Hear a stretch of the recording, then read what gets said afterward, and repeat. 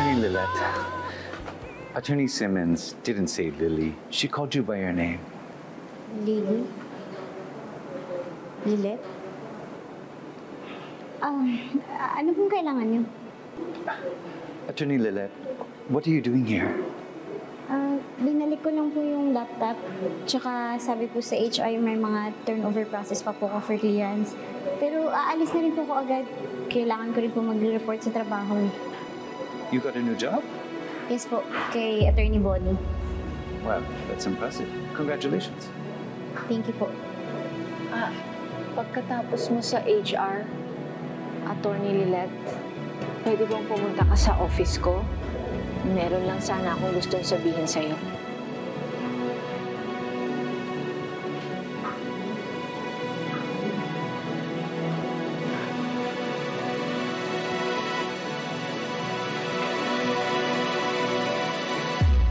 Ang ganda naman ito nag-uukay na to. Ha?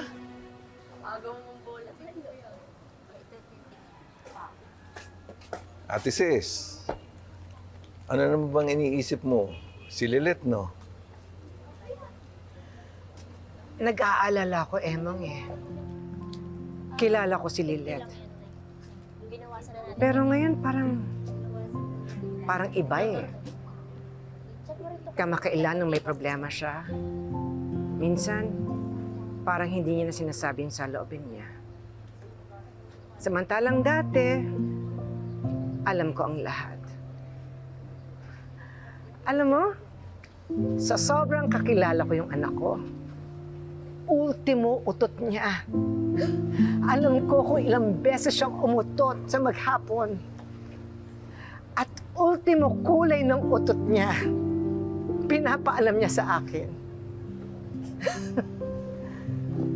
Naku, Chang. Di ka na ako maniwala sa'yo eh. Kaso, kulay ng utot? Wala namang ganun. Ano? Oo, Melay. Yung utot naming mag-ina, may kulay. Biro lang.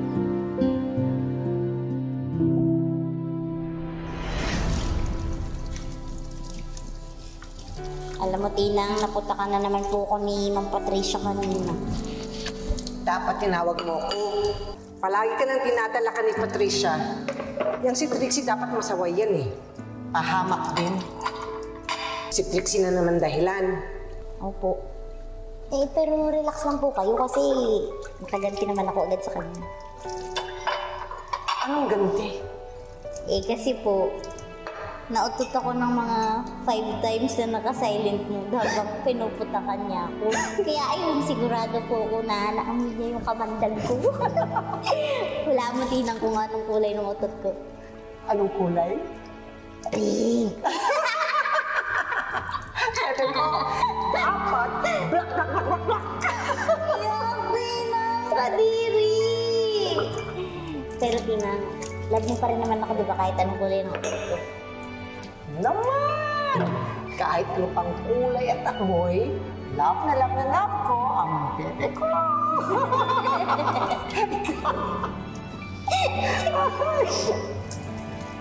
Walang ako yun.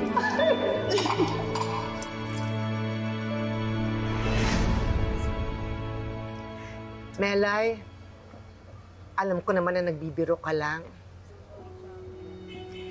Pero alam nyo, ngayong nagkakaedad na si Lilette at meron na siyang sariling paninindigan at tumatapang, lahat kinakaya niya ng mag-isa. Pakiramdam ko nga, parang hindi niya na ako kailangan. Tinang naman, di naman, sorry, tatawa talaga ako.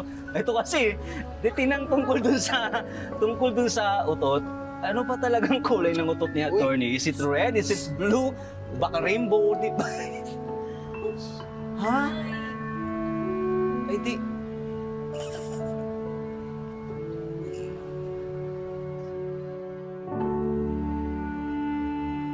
Bakit kaya ako gustong kausapin ni Attorney Mer? Lily? Pero Lily yung rinig ko eh. Hindi naman yung pangalan ko. Ay, You're so tense. Please, calm down. Are you really, really ready for this? You know, we can do this another day. Why don't you wait until everything is confirmed already? I still need to investigate. Hindi ako pwede mag-aksaya ng oras. Lalo na ngayon na open pa si Lilith na makipag-usap sa akin despite all the things that I did to her. Kahit ganun pa man yung pagkatrato ko sa kanya, she's still open. Has to do with you.